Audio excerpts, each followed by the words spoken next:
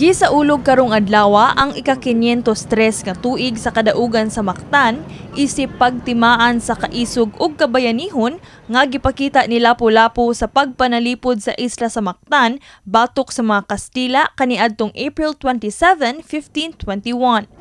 Ang maong selebrasyon gisugdan sa paghalad og buwak ngadto sa monumento ni Lapu-Lapu sa Liberty Shrine o mas nailhan nga Mactan Shrine.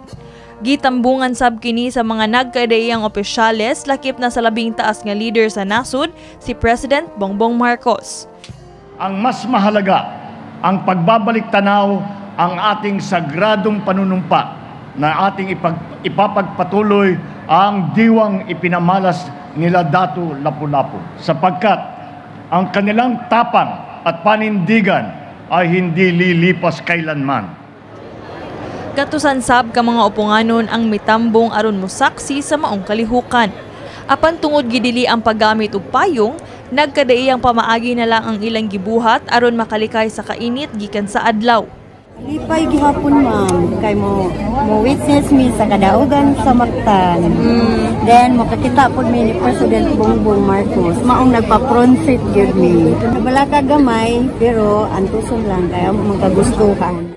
Taliwa sa naglagiting nga kainit, mainiton sab ang pag-abiba sa mga upunganon atol sa reenactment sa Battle of Mactan nga maoy labing sentro sa kalihukan.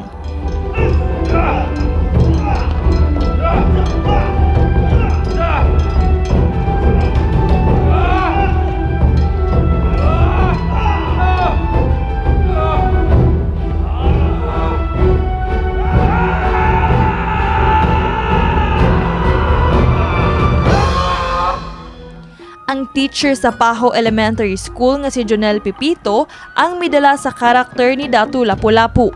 Dako kay na akong garbo no nga ako gihapon ang napili nga mo portray sa papel ni Datu Lapu-Lapu. Actually this is my 4th time nga ako ang nag-portray sa papel ni Datu Lapu-Lapu and honor siya and at the same time this is a pressure sa ako kay every year nga ako ang pilion kinahanglan bago ang makitaan sa mga audience nga makita nila ang at least ang realistic nga pag-portray sa karakter ni Datu Lapu-Lapu. Dili lang sa iyahang skills but at the same time sa iyahang virtues as hero.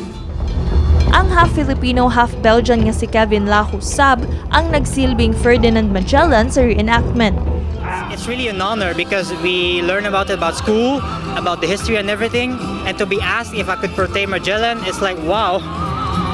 In front of all the people I know, it's like an honor for me. So it's an amazing experience. And if they ask me again, and next year, 100% sure I will want to do it again. I love this.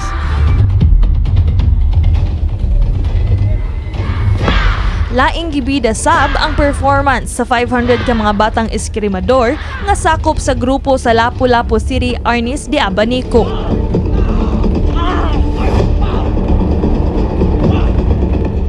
Ang pagpahigayon sa matag tuig nga kadaugan sa Mactan usa ka pagpahinumdum sa pagpadayon sa kabayanihon ni Lapu-Lapu nga angay himuong sumbanan sa katawhan.